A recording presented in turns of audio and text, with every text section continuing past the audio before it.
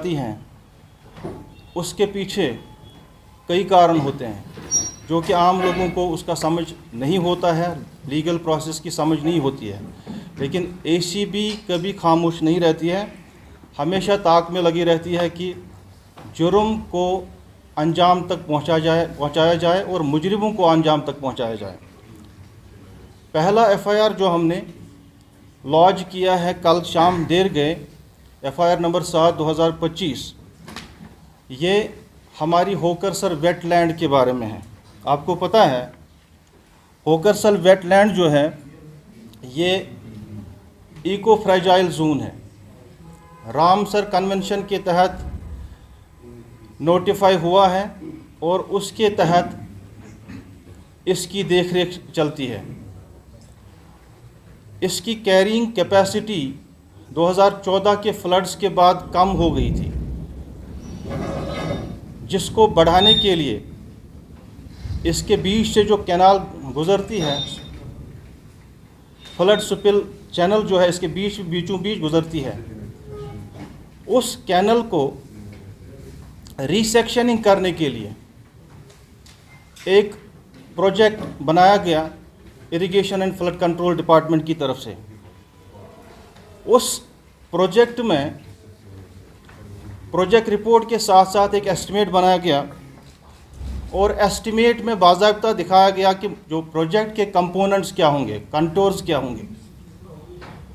Project के मुख्तलिफ contours थे, मुख्तलिफ कंपोनेंट्स थे, और उसके बाद सीनियर ऑफिसर्स को कंसर्न अफसर ने भेज दिया अप्रूवल के लिए, तो अप्रूवल आ गया। उसके बाद जब एनआईटी फ्लोट की गई इसके बारे में, एनआईटी में वो सब नहीं दिखाया गया जो कि प्रोजेक्ट रिपोर्ट और एस्टिमेट में पहले दिखाया गया था, जिसका सीधा मतलब ये निकलता था कि जिस कंपनी को ये बाद में ये काम सौंपा गया उस कंपनी की तरफ डॉक्यूमेंट्री तौर फेवर किया जाए ताकि वो आइंदा तरीके से बदउनवानियां अंजाम दे। ये जो होकरसर वेटलैंड है, आप पीछे देख सकते हैं, होकरसर वेटलैंड की बाउंड्री ये है, ये जो येलो में है लाइन, ये इसकी बाउंड्री है। इससे आपको पूरा समझ में आ जाएगा कि करना क्या था और किया क्या गया। इसके बीचों बीच ये फ्लड चैनल गुजरती है, इसको रीसेक्शनिंग करनी थी और रीसेक्शनिंग मुख्तलिफ लीड्स पे करनी थी किलोमीटर के हिसाब से।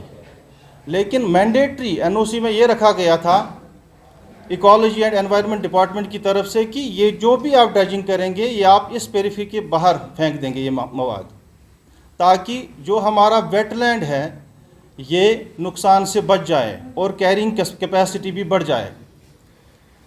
लेकिन हुआ क्या, जो इसके कंपोनेंट्स थे, जैसे ड्रेजिंग कंपोनेंट था, इसका मशीनरी थी, लेबर था, प्रिपरेशन ऑफ डाइक्स इसमें थे, इन सब को नज़रअंदाज करके क्लब किया गया ताकि कंट्रैक्टर को अनड्यू फ़ायदा दिया जाए।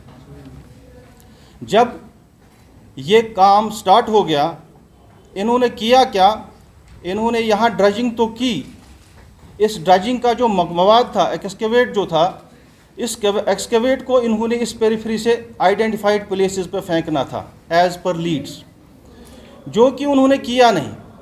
इन्होंने यहाँ से ड्रेजिंग करके इसके बिल्कुल नज़दीक लेक में ही डाल दिया। आप देख सकते हैं ये रेड में जो हमने एनसर्कल एरियाज़ किए हुए हैं, ये सारे वो एरियाज़ हैं जहाँ पे ये जो एक्सकेवेट निकाला गया ये बिल्कुल लेक में डाला गया। इधर ये पैचेस हैं जो आपको वाइट दिखेंगे एनसर्कल बाय रेड लाइन, इसी तरह ये एरिया है, ये एरिया है, इसी तरह इस साइड में भी कुछ एरियाज़ हैं।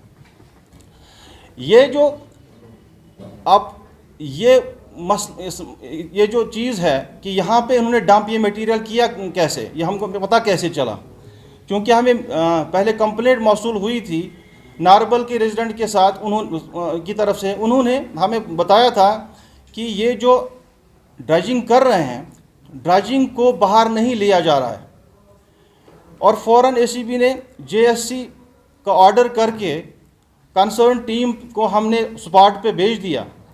लेकिन स्पॉट पे जाने के बाद वहाँ कोई ऐसे रेमिनेंट्स हमें दिखे नहीं जिससे हम ये पता कर पाते कि ये जो सॉइल निकाली गई है, फ्लूइडाइज्ड सॉइल निकाली गई है, इसको कहाँ पे डंप किया गया है। सबसे पहले हमारा क्वेश्चन अथॉरिटी से ये था कि आप बताइए आपने जो एक्सकवेशन की है उसके बाद फर्दर डिस्पोजल आपने कहाँ पे किया हुआ है। उनकी तरफ से ये साइट, अगर आप देख सकते हैं स्वाई बुक के करीब ये एक साइट दिखाई गई, और दूसरी साइट यहाँ पुलिस स्टेशन के पास दिखाई गई, तीसरी एक साइट यहाँ पे दिखा रहे थे। लेकिन ये तीनों साइट्स का जब हमने हिसाब किताब लगाया, ये बड़ा माइनर पोर्शन था जो यहाँ से एक्सकेवेट करके मटेरियल निकाला गया था। ये मेजर चंक से बहुत कम था।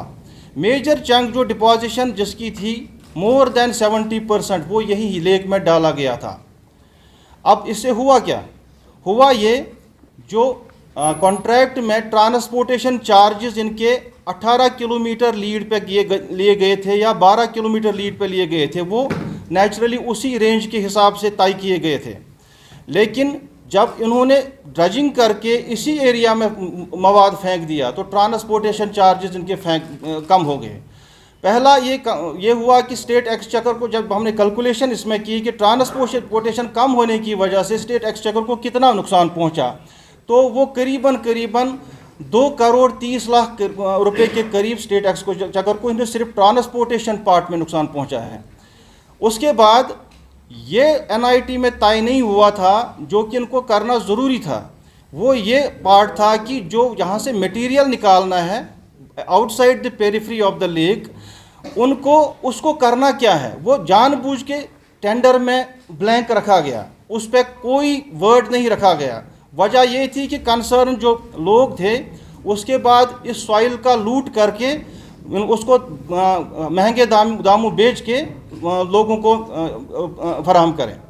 अब दूसरा ये था कि अगर हम टोटल लॉस हम देखेंगे, एक लॉस तो आपका ट्रांसपोर्टेशन की वजह से हो गया, दूसरा लॉस आपका जो कंसिडरेशन लॉस जिसको हम बोलते हैं, जो प्रॉस्पेक्टिव हमें रॉयल्टी की शक्ल में जियोलॉजी एंड माइनिंग डिपार्टमेंट से हासिल हो सकता था, वो भी इन्होंने नुकसान उसका पहुँचाया।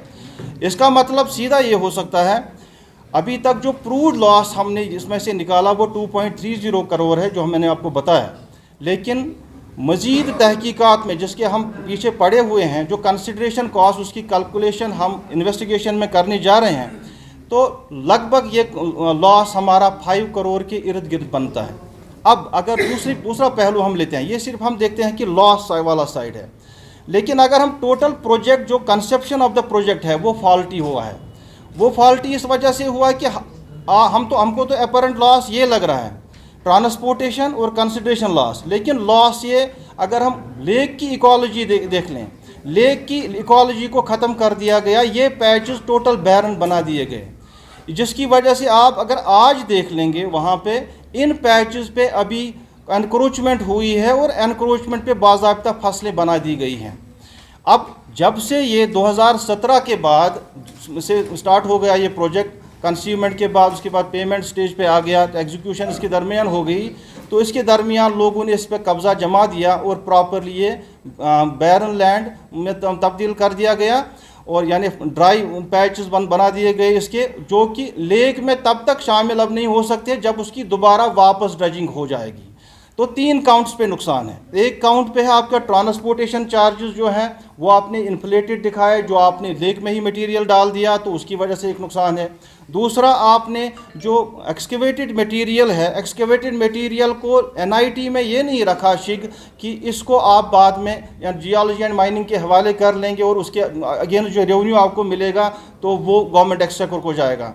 तीसरा जो ये वाला पार्ट है कि लेक वाला जो सफाई का मामला है, अब जब भी आगे कहीं कभी ना कभी इसकी ड्रेजिंग होनी है, क्योंकि लेक का कुछ अरसे बाद सफाई जो चैनल है उसको सफाई करनी पड़ती है, एक अरसे के बाद ये स्पिल ओवर इसमें सेडिमेंट बैठ जाता है, उसको सफाई करनी पड़ती है। तो सफाई करने के बाद इसमें एक और एडिशनल पैसा लगना है अगर हम इन पैचों को साफ़ करने जाएंगे। तो ये था इस मामले में जो होकर सर वेटलैंड है। दूसरा, इकोलॉजी का तो नुकसान है ही।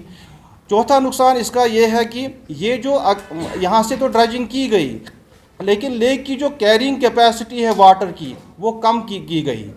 इसमें नेक्स्ट आप स्लाइड देखेंगे, दिखाएंगे इनको, जो कंपैरिजन वाला स्लाइड है, नहीं कंपैरिजन है 2, before project and after project.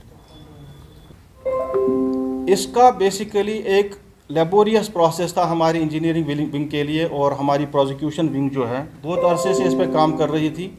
लेकिन इसमें दिक्कत ये आ रही थी कि आपका फिज़िकली जब आपने जेएससी वहाँ पे किया, जॉइंट सरप्राइज चेक फिज़िकली जो एसीबी की तरफ से होता है, कि वहाँ फिज़िकली आप ये प्रूव नहीं कर सकते थे कि वहाँ पे एक्सकेवेट कहाँ से उठाया गया, और उठाया तो गया था चैनल से, लेकिन डाला कहाँ गया था। इसको प्रूव करने के लिए हमने गूगल इमेजरी का इस्तेमाल किया, और वो उन फोटोग्राफ्स का इस्तेमाल किया जो खुद हमने irrigation and flow control department से हासिल की थी। उसमें हमने कंपैरिजन के बेसिस पे ये प्रूव किया कि ये वो पैचेस हैं जहाँ पे डंपिंग की गई है, जिनके बारे में हमें मिसलीड किया जाता है। ये है, ये वाला आप अगर देख लेंगे, ये है, ये वाला जो इससे पहले प्रोजेक्ट से पहले वाली आपकी जो पिक्चर है लेफ्ट साइड में है, बिफोर वर्क।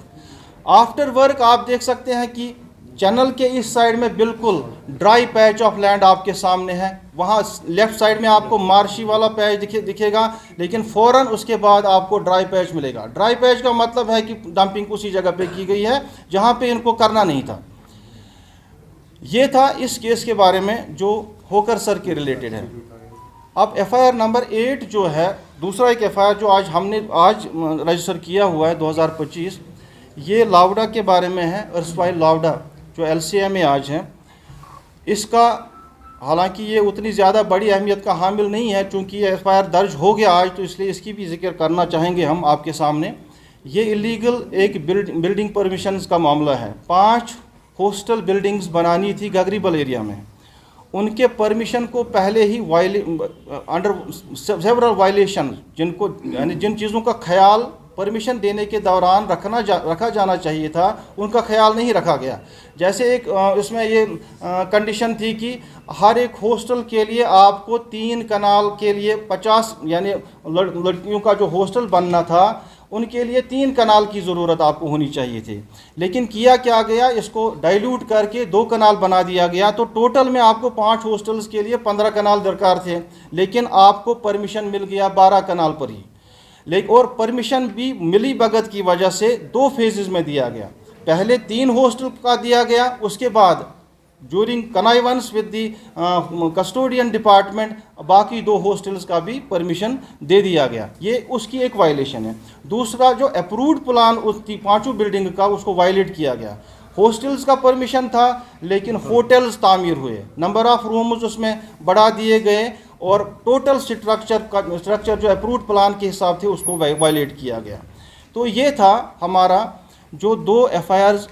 अब आपको बुलाने का मकसद सिर्फ यहाँ पे ये था कि अक्सर अवकात जो भी सोशल मीडिया पे बातें होती हैं एसीबी के बारे में कि बहुत डिलेड मामला चलते हैं, उसमें दोनों जिन चीज़ों का हाथ होता है। एक तो डिलेड कंप्लेंट ही होती है, और डिलेड कंप्लेंट की वजह से हमने वो रिकॉर्ड फिर हासिल करने पड़ते हैं जो असल में बहुत ऑब्सोलीट हो चुके होते हैं, या हमें एजेंसीज़ की तरफ से ये जवाब मिलता है कि हमारे पास रिकॉर्ड अवेलेबल नहीं है। मैक्सिमम ऑफ द केसेस जो हमारे एसीबी में हैं, जो लावडा के रिलेटेड है, बाकी जो एजेंसी जो सिटी के उनके रिलेटेड है, वो उनकी प्ली एक रहती है कि 2014 के फ्लड्स में हमारा रिकॉर्ड ख़त्म हो गया।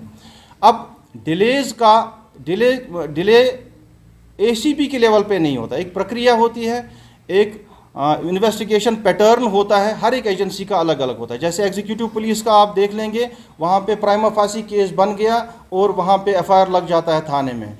यहाँ पे एफआईआर लॉन्च करने से पहले आपको बिल्कुल इत्मीनान से लेना पड़ता है, आपको वेरीफाई करना पड़ता है कि ये जो आप केस लगाने जा रहे हैं, रजिस्टर करने जा रहे हैं, क्या वो कोर्ट में टिक सकता है या नहीं टिक सकता है, क्या कल को हम इसकी एविडेंस ला सकते हैं या नहीं ला सकते हैं। जैसा कि इस एफआईआर नंबर 7 2025 में हुआ था। 2017 से ये मामला चल रहा है, आज हो गया 2025। जेएससी की हमने जेएससी में मैंने आपको बताया कि क्या मुश्किलात पेश आई। Physically you are not having any clue और एविडेंस की, जिससे आपको बता सकते थे कि जनाब यहाँ से एक्सकेवेशन हुई है और यहाँ पे डाल दी गई है। उसके बाद सैटेलाइट इमेजरी, गूगल इमेजरी, और वो इमेजेस जो खुद डिपार्टमेंट ने भेजी थी उनको कंपेरेटिव बेसिस पे हमने ये इन्वेस्टिगेशन के दौरान ये प्रूव किया कि बिल्कुल ये जो मैक्सिमम ऑफ द मटेरियल जो है वो लेक से बाहर निकाला नहीं गया, वो लेक के अंदर ही डंप किया गया। तो ये चीज़ें जो है बड़ा टाइम खाती हैं, और एविडेंस कलेक्शन के लिए जब हम किसी को केस को कंप्लीट करते हैं, और कंप्लीट करने के बाद इसमें भी और भी चेक्स एंड बैलेंस होते हैं, वो उसके बाद ऊपर वाली फॉर्मेशंस में जाते हैं, वो उधर से वेटिंग करके आती है, फिर जनरल एडमिनिस्ट्रेशन डिपार्टमेंट में जाता है तो वहाँ से वेटिंग होके आती है। तो एक लंबी प्रक्रिया है। तो इस प्रक्रिया के दौरान मकसद सिर्फ ये होता है कि एक वाटर टाइट केस बनाया जाए, ताकि मुजरिम जिनको हमने अगर अरेस्ट किया है वो ना छूटें, या बाद में कन्विक्शन कोर्ट की लेवल पे हो। अब जो FIR नंबर 7/2025 जो है, इसमें हमने 2 एग्जीक्यूटिव इंजीनियर्स को क्वेश्चनिंग के लिए हिरासत में लिया हुआ है, और एक AEE को भी हमने हिरासत में लिया हुआ है, जिनकी हम फर्दर रिमांड लेने जा रहे हैं।